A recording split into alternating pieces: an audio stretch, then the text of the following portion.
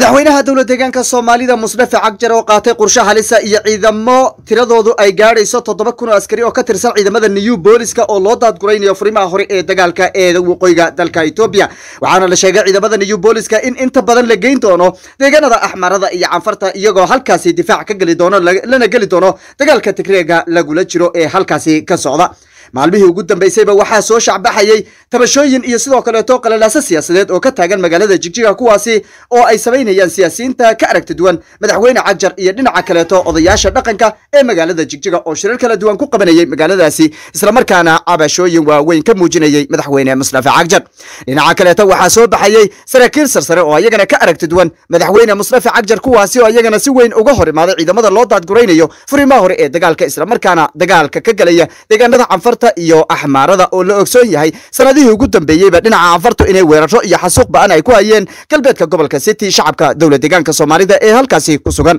waxa dhinaca kale idin soo gudbin doonaa duqeymo xoogan oo ka socda magaalada Maqale kuwaasi oo ay geysanayaan ciidamada cirka ee dalka Itoobiya iyo kuwa Eritrea oo iskarabsanaya maalmihii ugu dambeysayna weeraro iyo sidoo kale dagaalo joogto ah ka waday magaalada Shire iyo Shareere oo ku taala xadka deegaanka Tigreega iyo wadanka Eritrea waxaan dhinaca kale idin soo gudbin doonaa dagaaladii ugu dambeeyay iyo goobaha la kala mariyay guuraha la kala gaaray iyo dhinaca kale wada hadaladii dawladda federaalka iyo Tigreega u dhaxeeyay goobaha ay marayaan iyo waxa la isku mari laayahay ama qodobada la isku mari laayahay ee aan wali heshiis laga gaarin dhinaca kale jabhadda xoreynta Oromia ayaa iyagana waxay soo bandhigayaan guulo waaweyn oo ay ka gaareen dagaalo ay la galeen ciidamada militariga ee dalka Itoobiya isla markaana ay sheegeen in degmooyin badan oo ka tirsan gobollo ku yaala deegaanka Oromia in ay gacanta ku dhigaan waxay dhinaca kale soo bandhigayeen goobo aan ka dheerayn caasimadda Addis Ababa ee dalka Itoobiya in ay ku soo bandhigeen halkaasi dhoolatus ciidan oo ay sheegeen in ay doonayaan weerar ka dhana ciidamada militariga ayna sii wadi doonaan howlgalkooda ay ku qabsanayaan ama ay ku xoreynayaan dhammaanba deegaanada Oromia dhinaca kale waxaan idin soo gudbin doonaa xaaladda magaalada Addis Ababa iyo xogihii ugu dambeeyay ee dalka Itoobiya ayaan gabayaanba warkeena ku eegaynaa waxaana studio ay kula sugan saaxiibka waxaana ooysha ku hayay xaaladihii ugu dambeeyay ee dalka Itoobiya waxaana soo aad iyo aad baa mahadsantahay haddii aynu ku bilowno ra'iisul wasaare Abiy Ahmed ayaa la sheegay inuu amar ku bixiyay ama amar uu siiyay madaxweynayaasha maamulada dalka Itoobiya in ay keenaan 7,000 oo askari oo looga qayb qaadanayo dagaalada ka socda waqooyiga dalka Itoobiya gaar ahaan deegaanka Axmarada iyo midka Canfarta madaxweyne Cagjar go'aankaasi waa uu qaataa leeydi isaga ayaana hadda ciidamadii ugu horeeyay dirahaya iyadoo la sheegay in qayb horeba ay sii joogeen furimaha hore ee dagaalka deegaanka Axmarada iyo midka Canfarta dhinacaasi markan ka imaano iyadana waxaa jira qalalaasa kaleeto siyaasadeed oo ka taagan magaalada Jigjiga kuwaasi oo siyaasiyiinta iyo waxgaradka magaalada Jigjiga iyo odayaasha dhaqanka ay si weyn uga hor yimaadeen madaxweynaha iyo habdhaqankiisa ay sheegeen in sida ugu dhaqsiyaha badan la isku dhaafin doono oo xilka looga tuuri doono dhinaca kale saraakiisha ciidamada New Booliska naftirkoodu way ka aragti duwan yihiin oo arintaasi si weyn ay uga hor yimaadeen ciidamada loo dirahayo deegaanka Canfarta iyo Axmarada bal maxaa ugu dambeeyay maxaase keenay in ciidamada New Booliska ama ciidamada Soomaaliyeed ay difaacaan oo loo diro deegaanka Axmarada iyo midka Canfarta Santiago mar labaad oo mahadsan tahay waxaa jirto 7,000 oo askari oo ka tirsan ciidamada dowladdeegaanka Soomaalida ayaa loo qaadi doonaa furimaha hore ee dagaalka uu ka socday waqooyiga dalka Itoobiya sidaan xoga aan ku helayno deegaanka Soomaalida ee Itoobiya ciidamadan ay u dirayaan ama loo dirayo goobaha dagaalada ay ka socdaan Musdafa Cagjar iyo waliba madaxweynaha ra'iisul wasaaraha dalka Itoobiya way ka wada hadleen arrimahaasina tan iyo xilligii ay soo baxday waxaa jirtay warar la xidhiidha in dhammaanba saamileyda siyaasadeed dowladdeegaanka Soomaalida taliyaasha ciidamada iyo waliba wasiirada qaar kamid iyo hoggaanka nabadgelyada inay ku aragti duwanaadeen oo arintaasi ay ka dhacday kala aragti duwanaansho waxaana isku shaandhayn lagu sameeyay maalnimadii daraadahayd dhammaanba wasiirada dowladdeegaanka Soomaalida iyo dhammaanba golaha howlfulinta iyo hoggaanka nabadgelyada ee ciidamada guud ee dalka Soomaaliya ee dalka dowladdeegaanka Soomaalida dhexe oo ayagana gabiyaanba isbedel lagu sameeyay dhanka kale waxaa maamulada ay kamid yihiin Oromia Soomaalida iyo waliba Sidaama ay dirayaan ciidamo kala duwan halka dowladdeegaanka Oromia ay dirayaan 20,000 oo askari dowladdeegaanka Soomaalida 7,000 ay haatan dirayaan iyadoo waliba 3,000 oo askari ay horay dowladdeegaanku ay u direen dhanka deegaanka Sidaama ayaguna waxay dirayaan 3,000 oo askari qayla dhaantan waxay soo baxaysay maalmihii ugu dambeysay waxaana diraya dhammaanba taliyaasha ciidamada guud ee dalka Itoobiya iyo waliba ra'iisul wasaaraha oo ka codsanaya dhammaanba dowladdeegaanada aysan wax dhibaato ah ka jirin ama ciidamada badan haysta in ay ku tabarucaan ciidamo tiradooda aan la cayimin marka iyada laakiin haatan waxaa soo baxayso in ciidamada sida rasmiga Soomaalida looga rabo ay tahay 10,000 3,000 ay hore u direen 7,000 haatan la bilaabi doono daabuloodooda isla markaana la geyn doono goobaha ay ka socdaan dagaalka ahliga ra'iisul wasaaraha dalka Itoobiya Abiy Ahmed oo ku dhawaaqay 2 isbuuc ka hor xabad joojin hal dhinaca ayaa gebi ahaanba gaashaanka u daruuray inay xabad joojin dambe aysan ka dhacaynin dalka Itoobiya isla markaana bedelkeeda u qaadan doono tallaabada kama dambaysta oo ah in la soo afjaro ururka TPLF oo ayagu awood la yaab la soo baxay dagaalkan wajiga labaad markii uu bilowday dhanka kale deegaanka Oromia waxaan ognahay in dagaalo iyaguna ay ka socdaan oo ay wadaan ururka Oola iyo waliba ururka Shena oo ayagana la xiriir la leh ururka Al-Shabaab ayadoo taasi ay jirto deegaanka Oromia waxa uu ku deeqay 20,000 oo askari oo tagi doono gobolada waqooyiga ee dagaaladu haatan ay ka socdaan deegaanka Axmaarada iyo waliba kan Canfarta dhanka kale Santiago ciidamadani waxa loo daabuli doonaa xuduuda deegaanka Tigreega uu leeyahay Eritrea waxayna ka garab dagaalami doonaan isla markaana ay garab siin doonaan ciidamada Eritrea iyo kuwa dawladda federaalka Itoobiya ee ku sugan deegaanadaasi Santiago waxa ayadana socday wada hadallo ay dhexdhexaadinayeen beesha caalamka gaar ahaan ergey gaar oo Mareykanka ay soo magacaabeen in wada hadaladani ay ka bilowdaan gudaha dalka Djibouti arintaasi oo socoto waliba TPLF ay ku dhawaaqday xabad joojin taasi oo sheegtay in xabad joojintani ay ogol leedahay maadaama sanad cusub ay galeen dalka Itoobiya in gebi ahaanba looga faa'iideysto sanadka cusub iyo barakadiisa dagaalada dalka Itoobiya ka socda sidii lagu soo gabagabeyn lahaa laakiin arintaasi dawladdu way ka sii dartay oo saaka ugu dambeysay duqeymo xoogan ayaa ka socda magaalada Makale saddexdii bari u dambeysay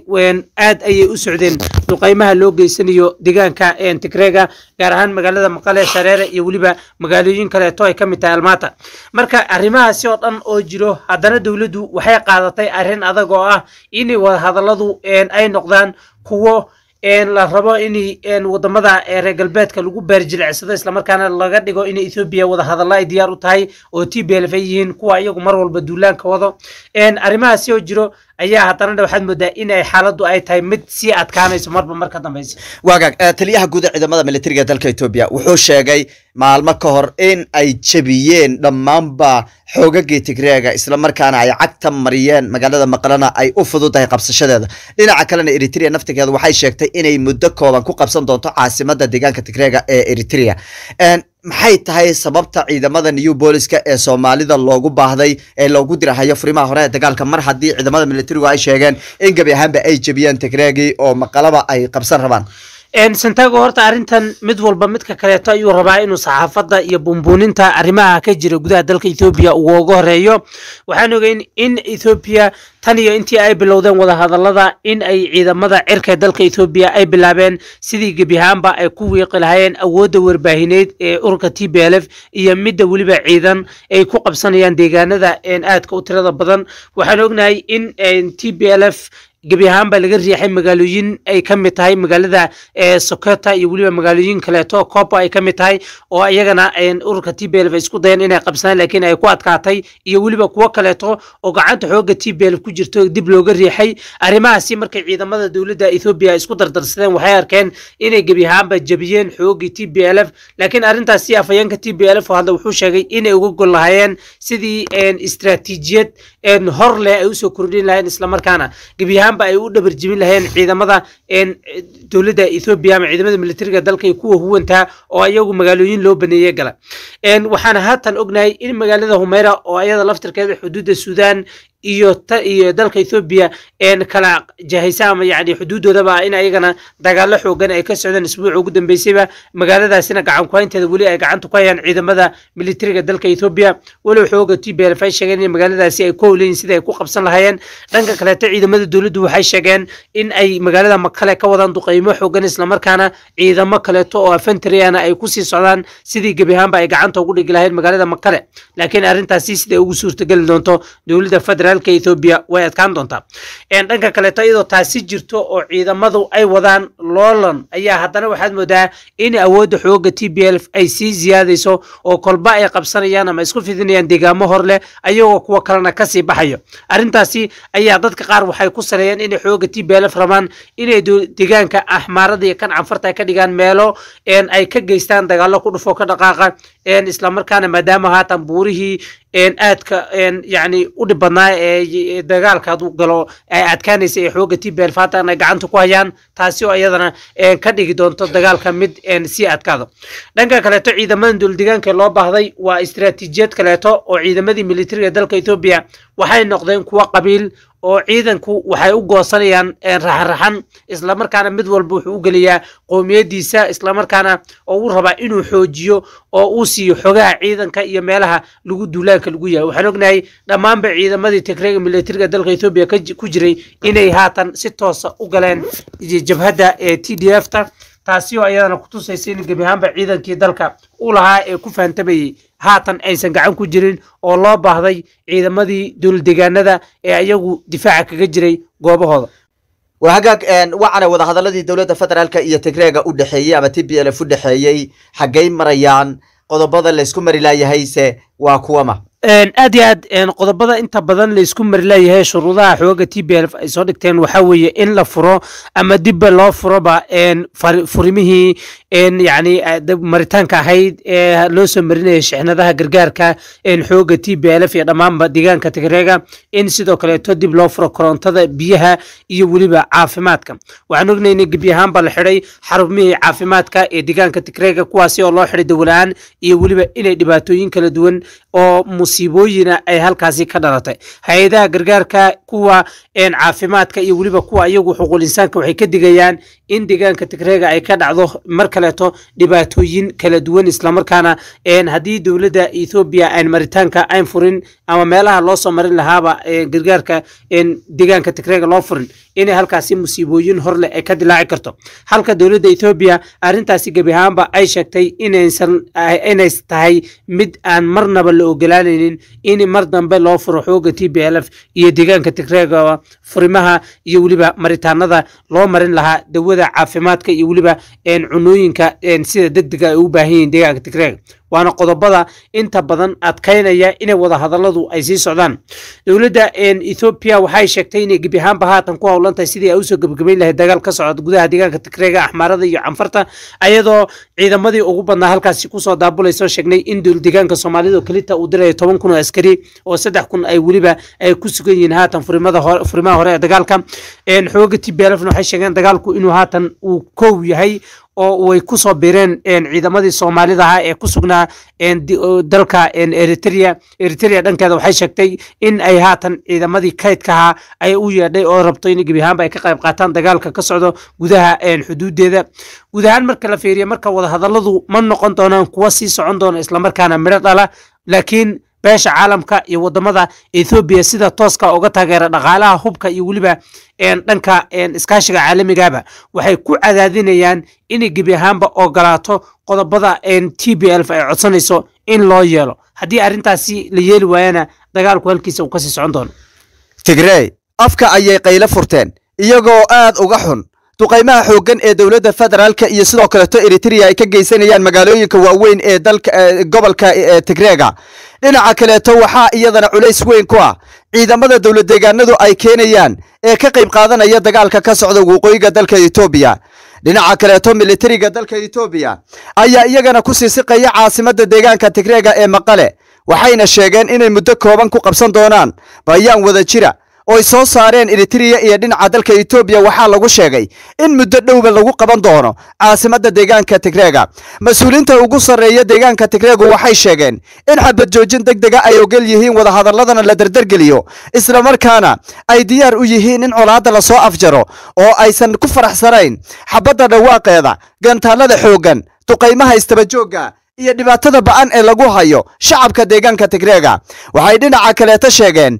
in ay soo dhaweynayaan ayna diyaar u yihiin goob walba oo wada hadalada lagu galahayo iyo si walba oo wada hadalada loo galahayo balse ma cadda waxa ka soo bixi doono wada hadalada socda ee hadda la isku mari leeyahay dhowrkii bari ugu dambeeyay ka socday wadanka Djibouti bal waxa ka soo bixi doona wararkeena dambe ayaan idinku soo gudbin doonaa dhinaca kale waxaan idin soo gudbin doonaa ciidamada dawladda deegaanka Soomaalida ee la dirahayay loo daadguraynaya furimaha hore ee dagaalka walow falcelin weyn ay ka dhalatay shacabku ay si weyn uga hor imaadeen saraakiil ka tirsan ciidamada New Boolisku ay u arkaan in ciidamadaasi lagu shubahayo dab ololahaya isla markaana aysan guul weyn ka soo hooyin karin dagaalka ciidamadii militariga dalka Itoobiya oo dhan ay iskugu tageen ee wax guula ay ka keeni laayihiin. dhinaca kaleeto odayaasha dhaqanka ayaa iyagana si weyn uga hor imaaday la shaqaynta madaxweyne Mustafa Cagjar. maalmihii ugu dambeeyay bashirar istabajooga ayaa ka dhacayay magaalada Jigjiga oo looga soo horjeedo horu socodka iyo sidoo kaleeto hab dhaqanka madaxweyne Mustafa Cagjar. wararkeena dambe ayaan idinku soo gudbin doonaa wixii ka soo kordhay iyo xiisadda xooggan ee ka taagan magaalada Jigjiga. daawadayaal warka xiga intaan ka gaadhaynana waxaan idinka tagaynaa ammaana Allah.